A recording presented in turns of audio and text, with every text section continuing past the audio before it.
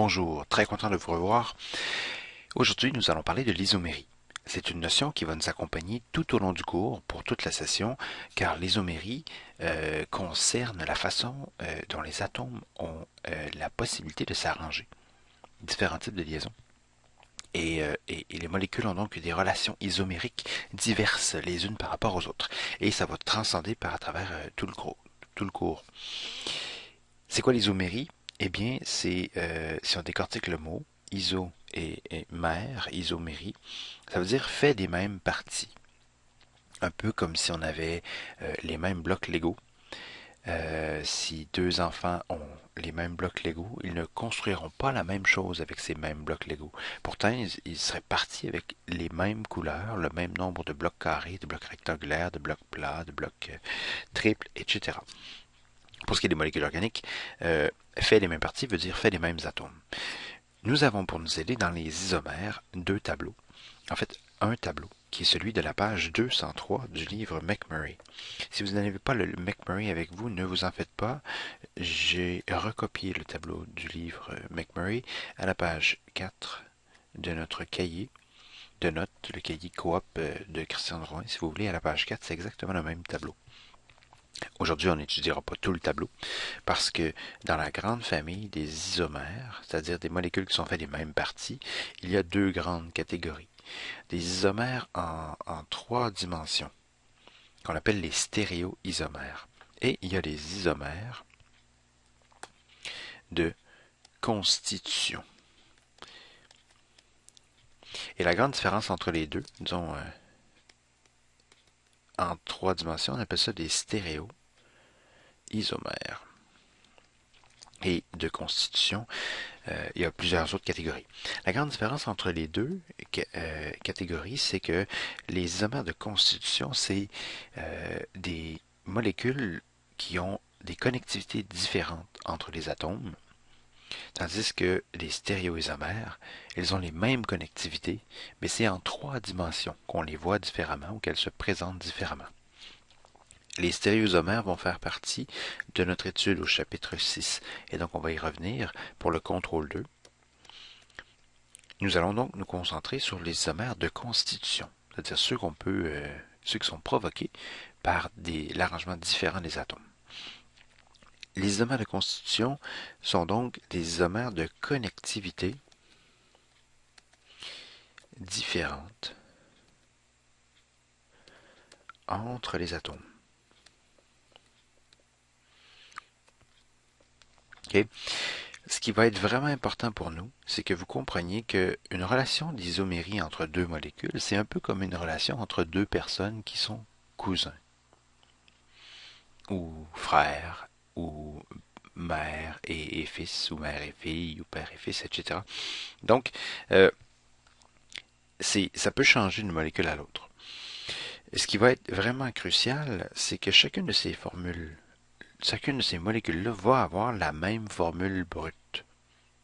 Pour être cousin, il faut avoir un peu de sang commun. Pour que deux molécules soient isomères l'une de l'autre, il faut qu'elles aient la même formule brute. La même formule brute, ça veut dire la même formule moléculaire. Donc le même nombre d'atomes de carbone, le même nombre d'atomes d'hydrogène, d'oxygène, d'azote, etc. Mais il y a quelque chose qui va être différent. Et là, si c'est les connexions ou les liaisons, ce sera des isomères de constitution. Et si c'est en 3D, ce sera des stéréoisomères. D'accord? Donc, il va falloir examiner que c'est des molécules qui ont la même formule moléculaire. Par exemple, j'ai un exemple ici, le C3H8O. Avec cette même formule moléculaire-là, 3 atomes de carbone, 8 atomes d'hydrogène et 1 oxygène, on peut faire par exemple deux molécules. Pardon. Qui ont. Et là, je vais changer de place, pardonnez-moi. Je vais les placer ici à droite. D'accord? Pour qu'on est certain d'avoir suffisamment de place. Dans la première situation, je vais faire deux molécules. Celle-là ici, ça va être notre première situation. Cette molécule-là et cette molécule-ci. Si vous faites la somme des atomes j'ai C3H8O et à droite C3H8O. Vous allez vous rendre compte très rapidement que les deux formules moléculaires sont identiques, mais par contre, on a des connectivités entre les atomes différentes. Par exemple, ici, l'oxygène, il est lié à ce carbone-là et à ce carbone-là, tandis que l'oxygène ici, il est lié à un carbone et à un hydrogène. Donc, c'est définitivement des connectivités différentes.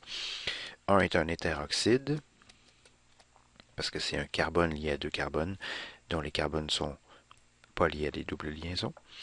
Et ici, c'est un OH sur un carbone, donc ça, on appelle ça un alcool. Le fait que tous les deux aient des connectivités différentes, la même formule brute, et des fonctions différentes, on appelle ça des isomères de constitution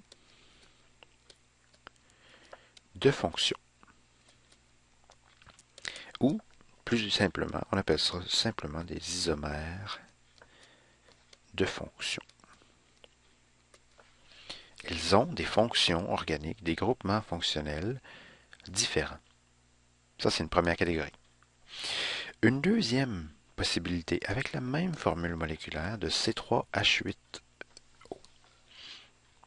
ce serait faire C3, CH3, CH2, CH2, OH et CH3, CH, CH3, OH. Tous les deux ont la même formule moléculaire, C3H8O. 3, 6, 7, 8, C3H8O. Par contre, ici, ce que j'ai, c'est un alcool. Ah, mais tiens, j'ai aussi un alcool à droite. Et donc, ce ne sont pas des fonctions différentes. Donc, ce ne seront pas des isomères de fonctions. C'est des isomères de quoi, donc? C'est des isomères de position. Parce qu'ils ont la même fonction, alcool, à des positions différentes. On va appeler ça des isomères de fonction. De position, pardon. Okay? On est dans la catégorie connectivité différente, donc c'est des isomères de constitution. Par contre, c'est à la position différente qu'on retrouve les alcools, donc on appelle ça des isomères de position. Des isomères avec un S, par exemple. Donc il va y avoir deux catégories. Ici, là, dans les isomères de constitution, on va avoir position ou fonction. Et c'est ce qu'on retrouve dans le tableau de la page 203 du McMurray ou dans notre tableau à la page 4 qui est reproduit. Comme travail, avant notre retour en classe, s'il vous plaît, attaquez les trois petites paires de molécules ici, A, B et C. Dites-moi si c'est des isomères. Et si oui,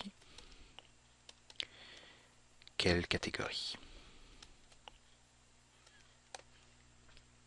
Bon travail!